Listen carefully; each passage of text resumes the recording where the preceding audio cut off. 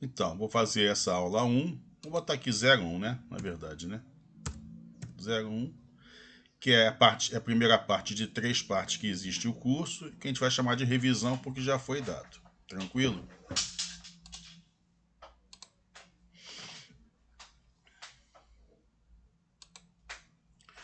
Então, lembrando quais são os livros. Os livros são esses dois. Já conversamos sobre os livros, né? Quem tiver alguma dúvida, conversa com um colega.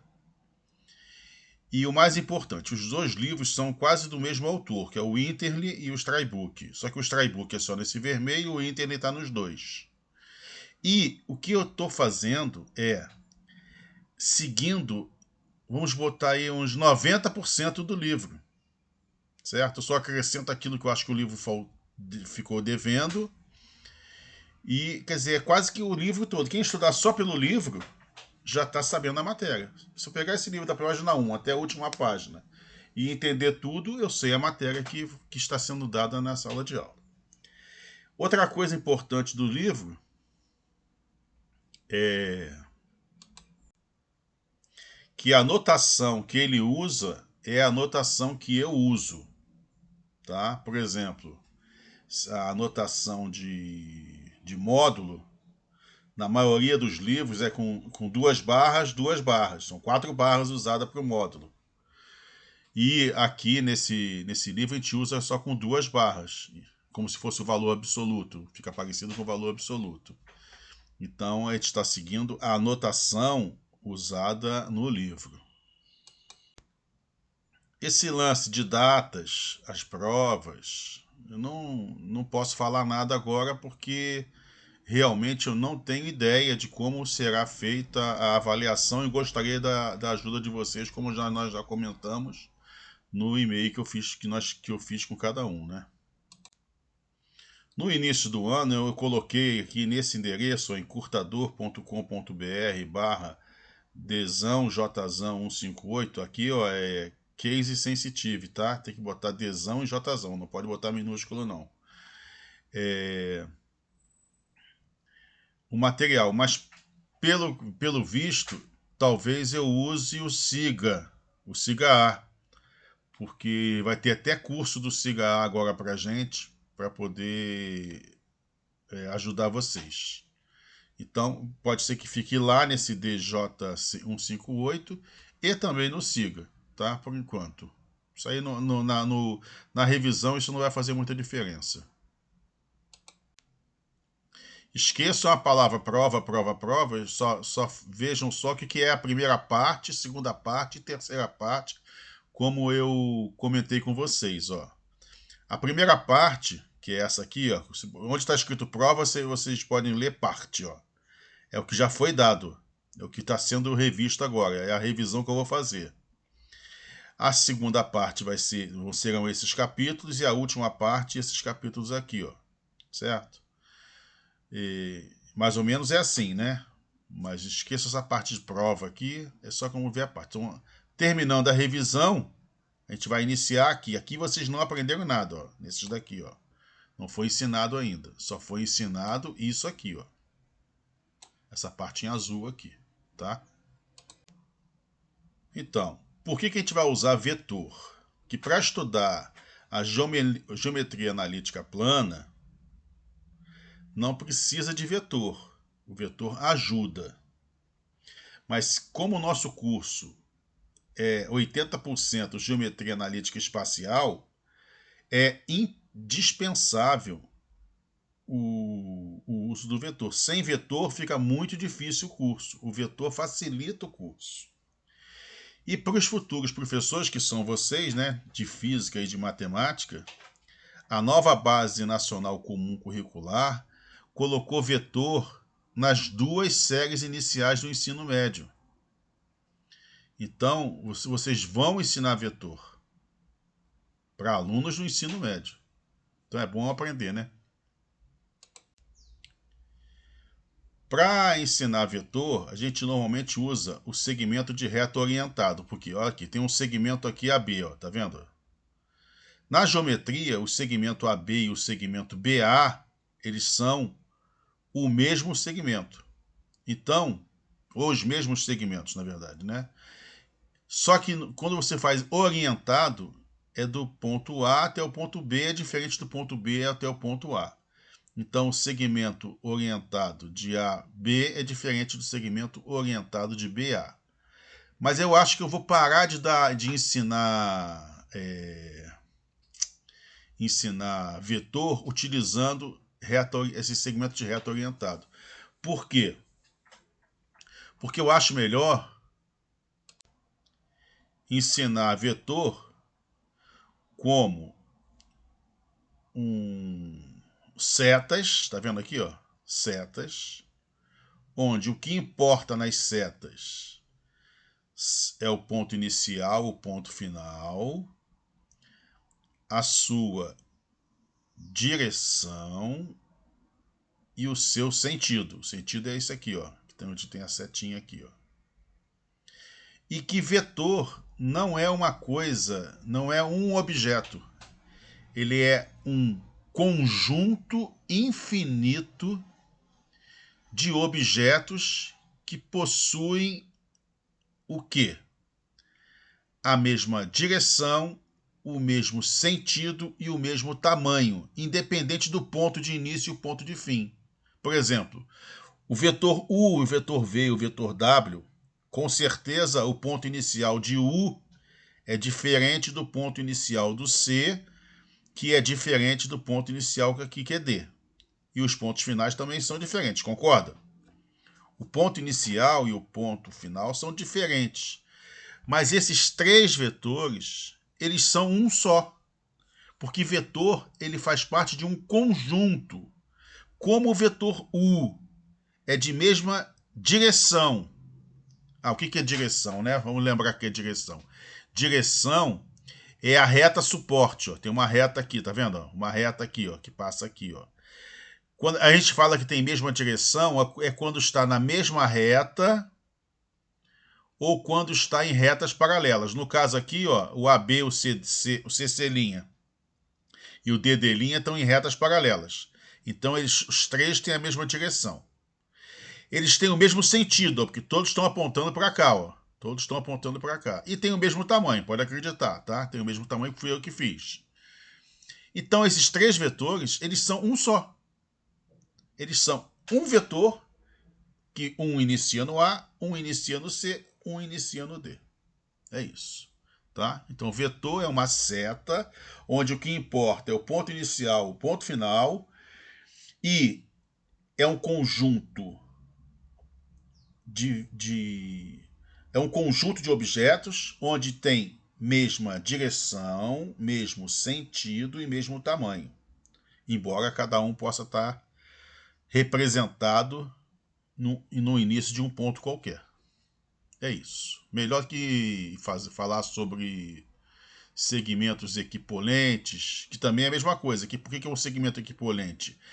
Equipolente é quando tem o mesmo comprimento, são paralelos ou colineares, que têm a mesma direção e têm o mesmo sentido, ou seja, do A para o B, do C para o D, seriam segmentos equipolentes. Já do B para o A e D para o C também seriam outros segmentos equipolentes, porque a direção seria outra. Então, ó, um vetor possui infinitos representantes. Cada ponto do universo são infinitos pontos, né? Cada ponto do universo eu posso colocar esse vetor aqui, ó. É isso que é o importante. E é difícil dar aula disso, né? Você imagina, você vai ensinar vetor para o aluno do ensino médio, quando o vetor não é um objeto, é um conjunto infinito de objetos que têm a mesma propriedade. É complicado você mostrar que o U, V e W é a mesma coisa. A única diferença é que o U está começando no A, o V está começando no C e o W está começando no D. É isso. Aqui, ó. Por um ponto só existe um representante de cada vetor. Por um ponto só existe um. Você não consegue botar dois vetores aqui iniciando no A, que aí é o mesmo representante. Esse representante aqui é diferente desse, mas esse aqui é o mesmo vetor, tá? O programa GeoGebra é mais para os matemáticos, mas também para os para os professores de física também é importante também. O GeoGebra ajuda bastante. Você pode ver que ele sabe, o programa, ele sabe essa parte de vetor. Então, quando você coloca um vetor numa outra posição, ele vai dar o vetor como se tivesse representado lá no zero. Tá? Depois a gente vai ver um exemplo disso aqui, ó. Ó, fiz dois exemplos aqui, ó. Tá vendo aqui o ponto A? O ponto A é no 1, 2, tá vendo? O ponto B é no 2, 3.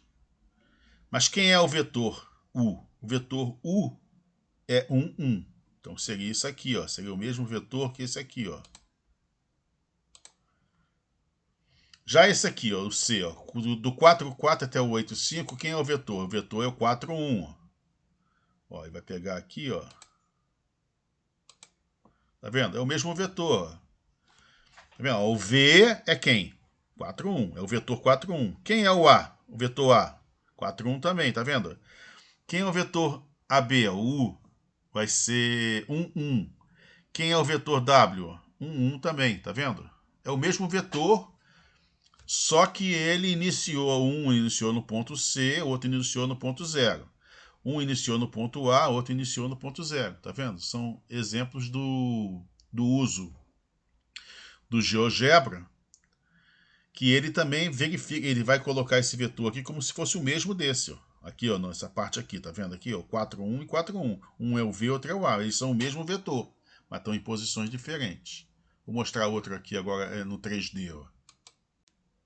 Olha isso aqui, ó. Quando eu botei do ponto A até o ponto B aqui em 3D, deu o vetor 0, 4, menos 2. Se eu escrever aqui o vetor V, ó, aqui embaixo, tá vendo? Eu vou escrever aqui, ó, 0,4, menos 2. Quando eu der o Enter aqui, ele vai desenhar esse vetor aqui, tá vendo aqui, ó? Aqui, ó. Que é o mesmo vetor, só que ele vai botar sempre no 0. Tá vendo? Esses vetores são o mesmo vetor, só que um começa no ponto 002 e o outro no 000. É isso. Sempre que eu dei aula e falo de vetor, eu faço o Aedes aegypti, né, como um vetor. Mas hoje em dia, o vetor pior de todos é o humano, né? É o vetor que não faz distanciamento social, não usa máscara. Esse é o vetor do coronavírus, né? Que é o humano, né?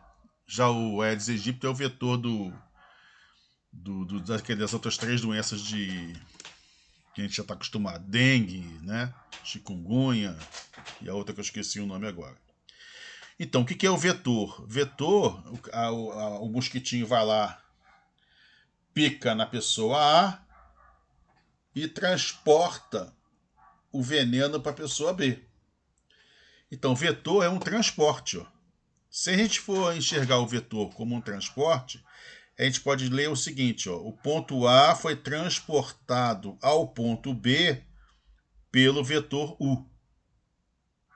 É isso, tá? A gente pode ver o vetor como transporte.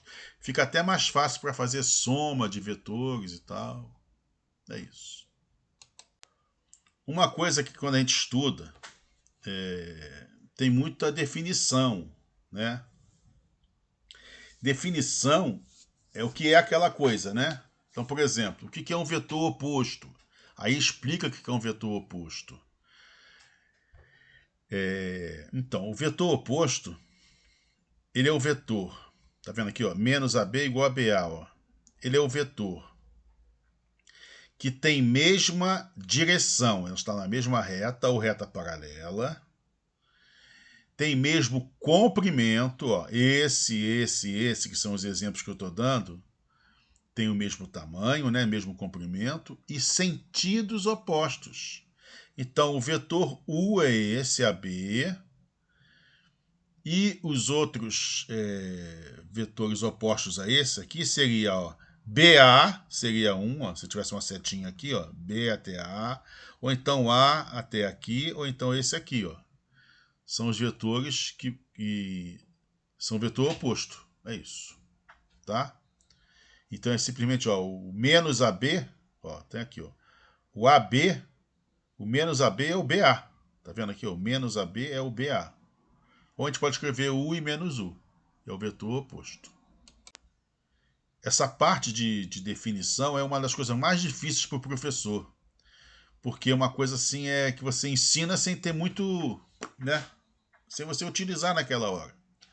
Um ponto a gente pode chamar como vetor nulo, que vai transportar o ponto P a ele mesmo. E o vetor nulo a gente escreve com esse zero, com essa setinha de vetor, tá vendo? É o vetor nulo. Tá? Então, um ponto a gente considera como um vetor nulo, que não transporta nada, né? Vai dele a ele mesmo. E agora, essa parte de operações, por incrível que pareça, o curso de geometria analítica no nosso instituto foi adiantado. Adiantado, que eu quero dizer, subiu um ano, um semestre, porque os professores consideram essa soma de vetores e essa multiplicação para o escalar uma coisa complicada para o aluno. Fazer operação de soma e multiplicação, vocês estão acostumados com números. E aqui a gente vai fazer de vetores. E muita gente considera isso difícil. Eu não consigo ver dificuldade nisso.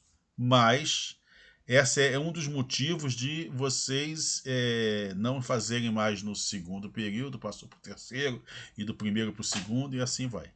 Tá? Então agora a gente vai ver soma de vetores e a multiplicação por escalar na próxima aula.